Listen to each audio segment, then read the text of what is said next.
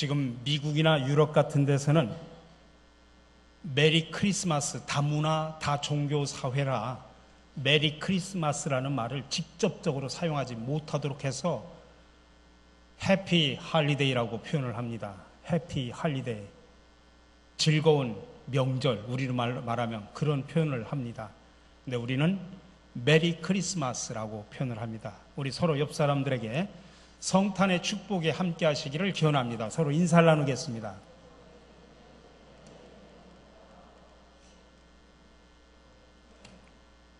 우리가 잘 알고 있듯이 예수님이 말 구육간에 태어나셨습니다. 예수님께서 왜 하필이면 말 구육간에서 태어나셨을까요? 엄마의 이름이 말이기 때문에 그렇습니다. 엄마의 이름이 마리아. 그래서 마리아입니다. 우스갯소리죠. 키에르케고르의 왕자의 이야기라는 글이 있습니다. 어느 날 왕자가 시골을 시찰하러 내려갑니다.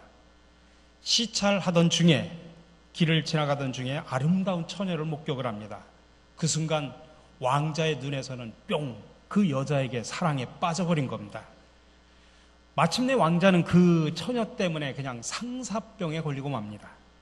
이 왕자는 그날부터 어떻게 하면 그 처녀를 사랑할 수 있을까 고민합니다.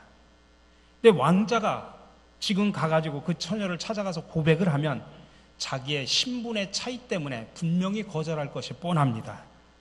그래서 어떻게 해야 될까 깊은 고민에 빠집니다.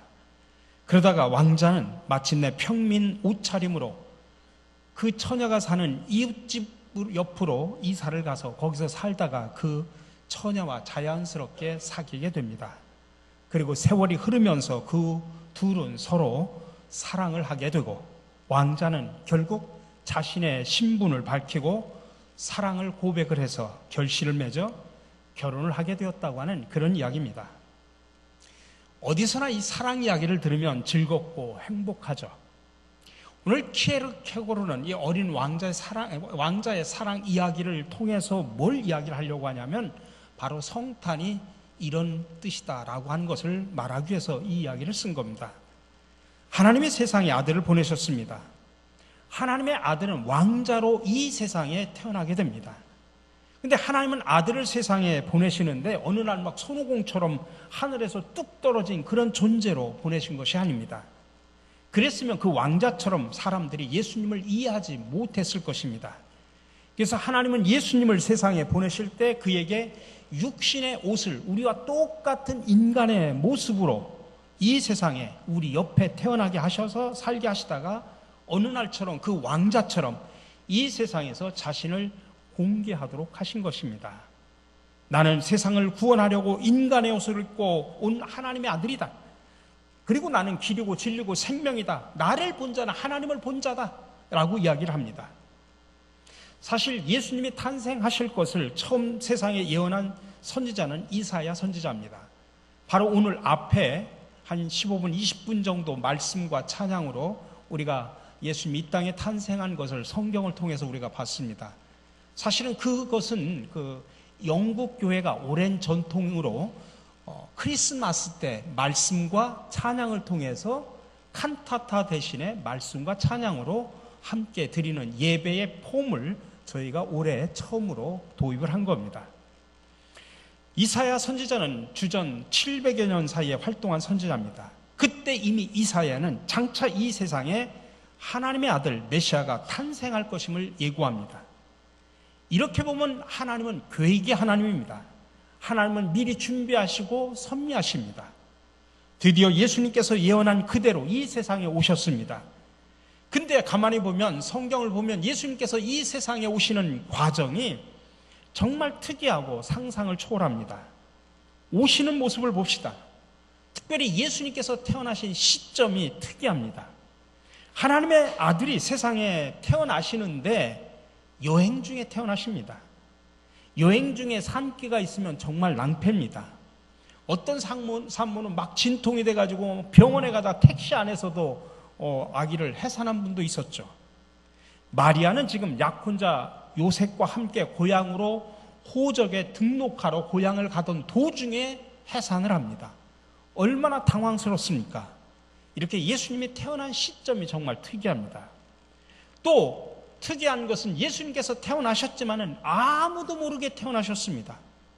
물론 700년 전에 예수님께서 오실 것이라고 메시아가 태어날 것이라고 예언을 했지만은 정작 예수님이 이 땅에 태어나셨을 때, 메시아로 오셨을 때는 많은 사람들이 몰랐습니다. 그럴 수가 있습니까? 근데 더 극적인 것은 한 가지가 더 있는데, 그게 태어난 장소입니다. 아까 말씀드렸듯이 여관방이 없어서 추운 날 마국간에서 태어나십니다. 길거리에서 그냥 태어나셨다, 그 말이나 마찬가지입니다. 하나님의 아들 예수께서 이 세상에 오시는데 이런 모습으로 오셨습니다. 그래서 예수님께서 세상에 오시는데 정말 아주 특이한 모습으로 오셨다고 말하는 것입니다. 그렇다면 이게 도대체 무슨 의미일까요? 하나님은 이 세상에 어떤 메시지를 주시고자 이렇게 초라한 모습으로 정말 특이하게 예수님을 이 세상에 보내셨을까요? 거기엔 깊은 뜻이 담겨져 있고 성탄의 진정한 의미가 담겨져 있습니다. 첫 번째로 하나님께서는 아들을 종으로 보내셨다는 이야기입니다. 하나님은 아들을 이 세상에 보내는데 정말 군림하는 그런 아들이 아니라 종으로 보내셨다는 겁니다. 그래서 빌립보서는 아기 예수님이 탄생한 것에 대한 스토리를 이야기하는 것이 아니라 예수님이 이 땅에 오신 것에 대해서 신학적으로 설명한 바울의 이야기입니다. 7절에 보니까 자기를 비워 종의 형체를 가지사 사람들과 같이 되었다라고 표현합니다. 예수님께서 말구에 태어나신 것은 세상에 자기 아들을 종으로 보냈다는 이야기입니다. 여러분, 당시에 노예들도 말구유에서 태어나진 않습니다. 근데 하나님의 아들이 태어나는데 말구유에서 태어나십니다. 그것은 장차 이 예수가 어떤 모습으로 살아갈 것인가를 우리에게 주는 메시지입니다. 예수님은 이 땅에 오셔서 실제로 종처럼 살으셨습니다. 종 같은 대접을 받았습니다. 때로는 고난도 받고 업신여김도 받고 사람들로부터 배척도 받았습니다. 그리고 마지막에는 십자가에서 죄인으로 죽임당하기까지 했습니다. 그 예수님은 오늘 우리에게도 말씀하십니다. 너희도 종이 되어라. 너희도 서로를 위해서 희생하라. 수고하라. 남을 섬기라. 이것이 바로 성탄의 의미입니다. 두 번째로는 겸손과 섬김의 예수님으로 오셨다는 것입니다. 오늘 8절의 말씀해 보니까 사람의 모양으로 나타나서 자기를 낮추시고 죽기까지 복종하셨으니, 예수님은 세상에 오셔서 군림하는 예수가 아니라 겸손과 섬김의 본을 보이시러 오셨다는 이야기입니다. 하나님은 사람들을 불러서 사용하실 때 그 부르심의 기준에는 가장 중요한 것이 바로 겸손입니다. 하나님께서 다윗을 왕으로 삼으신 것도 그의 겸손 때문입니다. 다윗이 후에 통일 왕국을 이룬 후에 그는 얼마든지 교만할 수 있었습니다. 그런데 다윗은 끝까지 겸손했습니다. 그래서 하나님은 그를 내 마음에 합한 자라고 표현했죠. 사도 바울도 천성적으로 겸손한 사람입니다. 우리가 흔히 사도 바울은 좋은 조건을 갖춘 사람이었고 천재였고 능력자라고 표현하는 경우가 있는데 사실 그렇지 않습니다. 사도 바울은 흠이 많았던 사람입니다. 물론 장점도 있었지만 많은 단점이 있었습니다. 요즘 말로 표현하면 담임 목사로 청빙받지 못할 조건을 가진 사람이 사도 바울입니다. 어느 교회가 담임 목사를 모시려고 이력서를 받았습니다. 그때 한 분이 이력서를 보냈는데 이런 내용입니다. 나이는 50세, 아직 미혼, 감옥에 여러 번 갔다 왔음, 키는 작고 신체는 왜소하며 시력이 나쁨, 말은 어눌해서 설교를 잘 못함, 설교할 때 졸다가 넘어져 죽은 사람도 있음, 설교할 때 오직 예수 이야기만 함, 그래서 재미가 없음, 교회를 여러 번 옮김. 이 청빙할 담임 목사의 이력서를 읽어 내려가자 교인들이 막 웅성웅성거립니다. 어떻게 그런 사람을 우리 교회 담임 목사로 우리가 청빙할 수 있느냐? 고성이 오갔습니다. 그때 사회자가 말합니다. 그분이 바로 사도 바울입니다. 그러자 아무 말을 못했다는 이야기입니다. 여러분, 하나님은 사람들을 불러 사용할 때 그의 이력을, 화려한 이력과 경력을 보는 것이 아니라 바로 기준이 겸손이라는 것입니다. 성탄을 맞이한 저와 여러분들도 오늘 주님처럼 겸손함과 섬김의 모습으로 살아가시기를 간절히 바랍니다. 마지막으로 이 땅에 오셔서 고난의 삶을 통해 남기신 것은 바로 평화입니다. 예수님께서 이렇게 세상에 오셔서 고난의 삶을 사시고 십자가에서 죽으시면서 남기신 것은 세상에 평화를 선물로 주신 것입니다. 세상에서 가장 소중한 것이 평화입니다. 평화는 잃어버리고 깨어진 후에야 사람들은 비로소 그 소중함을 압니다.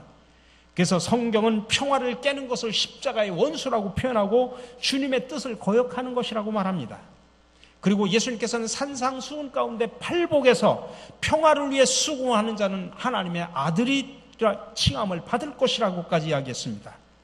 그리고 예수님이 이 땅에 오시면서 많은 천군 천사들이 노래하기를 하나님께는 영광이요 땅에는 주님이 사랑하는 모든 사람들 속에서 평화라고 표현했습니다. 여러분, 세상의 특징은 평화를 깨는 세상입니다. 서로 원수 맺고 갈등하고 싸우고 죽입니다. 그러나 예수님은 철저한 고난을 받으심으로 평화를 이루셨습니다. 당신이 십자가에서 직접 죽으심으로 하나님과 인간의 불화한 것을 깨버리고 평화를 이루셨습니다. 그리고 인간과 인간 사이 속에서도, 인간과 자연 사이 속에서도 평화를 이루셨습니다. 그 평화는 십자가를, 고난과 희생의 십자가를 져야만 얻어지는 것입니다. 그래서 예수님께서는 누구든지 나를 따라오려거든, 다시 말하면 주님을 그냥 덜덜덜 따라가는 것이 아니라 주님이 이루신 그 평화를 이루기 위해서 따라가려거든 자기 십자가를, 자기 희생과 자기 십자가를 짊어져야 된다라고 말하는 것입니다. 이제는 저와 여러분들이 이 십자가를 회피해서는 안 됩니다. 우리가 십자가를 져야만이 세상에 평화가 주어지고 우리 교회에 평화가 이루어지고 우리 가정에 평화가 만들어지게 되는 것입니다. 역사가 아놀드 토인비가 런던 대학에서 강의를 할 때 학생들에게 강조했답니다. 너희는 역사의 주인이더라. 그리고 역사를 창조하는 사람이더라. 그러자 한 학생이 질문을 합니다. 교수님, 그럼 어떻게 하는 것이 역사의 주인이 되는 것입니까? 그러자 토인비가 대답을 합니다. 역사를 보면 시대마다 빛난 사람들이 있는데 모두가 한 가지 공통점이 있다. 그것은 그 시대를 위해서 자신을 제물로 바쳤다는 것이다. 그래서 우인이 되는 것이다 라고 했다고 합니다. 그 말은 그 시대를 위해서 짐도 지고 십자가도 기꺼이 지는 사람이 있었다는 말입니다. 그래야 평화가 이루어진다는 것입니다. 예수님께서 왜 그렇게 특이하고 초라한 모습으로 이 세상에 오셨습니까? 스스로 제물이 되기 위해서입니다. 하나님과 화해하는데, 인간과 또 자연과 화해하는데 제물이 필요했기 때문입니다. 오늘 우리는 2016년 기쁜 성탄절을 맞이해서 몇 가지 생각할 것이 있습니다. 하나는 이미 주전 700여 년 전에 오시리라 예언하신 그 예수님께서 예언 그대로 이 땅에 오셨습니다. 두 번째로 오실 때 말 구유에 오셨습니다. 그것은 겸손의 왕으로, 섬김의 왕으로 오셨다는 것입니다.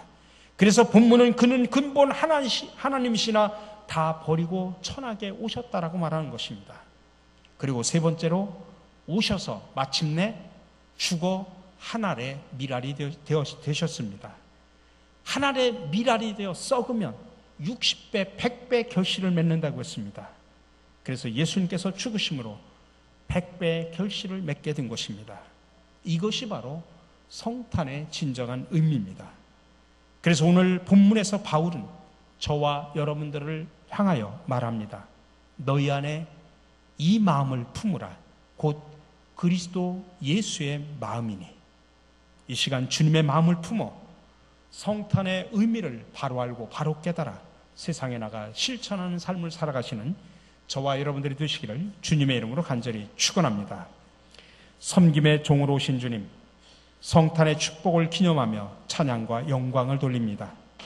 이 세상에 오셔서 하늘의 미랄이 되어 하나님과 인간, 인간과 인간, 인간과 자연 사이의 불화를 깨트리시고 화해를 이루어 평화 열매를 맺게 하시니 참으로 감사를 드립니다. 이제 우리도 주님의 뒤를 따르는 제자로서 섬김과 희생의 십자가를 짊어지고 세상에 나아가 평화의 일꾼으로 살아가게 하옵소서. 오늘도 우리들을 세워 평화의 사도로 만들어 가기를 원하시는 예수 그리스도의 이름으로 기도드립니다. 아멘.